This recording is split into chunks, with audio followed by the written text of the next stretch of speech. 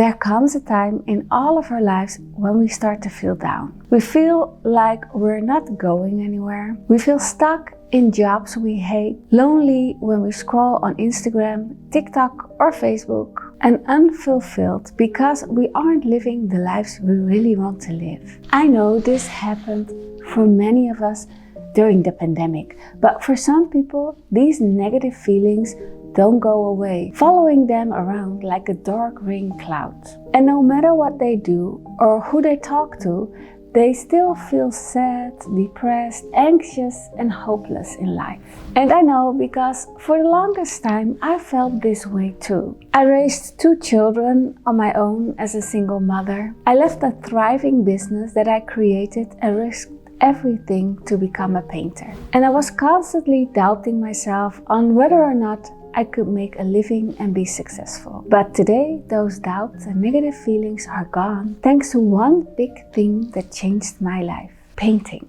And I don't mean becoming a painter, but painting itself as a form of art and expression. So let's get into it, about how painting changed me for the better and how it could help you too. And no, you don't need to be a professional or go to art school to change your life through painting.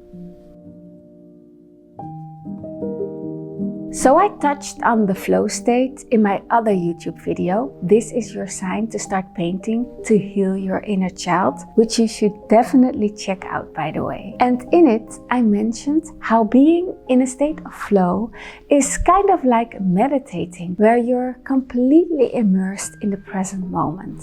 It's almost like you're in a trance. Your attention is on the activity in front of you and you feel like all of your creative ideas are just effortlessly pouring out of you and onto the canvas. But how does this help to keep your negative thoughts and feelings at bay? Well, it turns out that being in a state of flow is kind of like a noise blocker for all of the thoughts of your brain. You still have thoughts, of course, but you just can't hear them. And I personally found this so helpful when I was going through some of the darkest days. Whatever I was feeling or experiencing would like magically disappear when I was painting, and I just found it so calming and therapeutic, like I could finally breathe. I also realized that when I was painting, there was less time to ruminate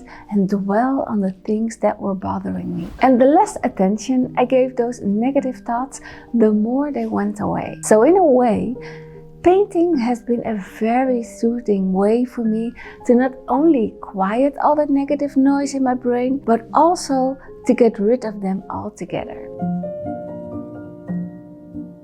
You know, sometimes the flow state is not the be-all and all solution for everyone. Sometimes those negative thoughts and feelings are so loud and so painful that you need to channel them into something else, like actually creating something or creating a piece of art. And for me, that's when I started to feel more optimistic and joyful about life. Instead of bottling up this pain and everything I've been through, I put a positive spin on it and made art that I'm so proud of. If you're feeling sad, angry, hopeless or lost, then there might be a silver lining to that, like an advantage that you have over other people, which is the ability to create great art. And this comes from a quote in a book called Tortured Artists, which is, "Great art comes from great pain." Not saying you should go out and look for pain, by the way. If you're already in that kind of low or depressive state, then you can use that as a tool to make something that others can't, which is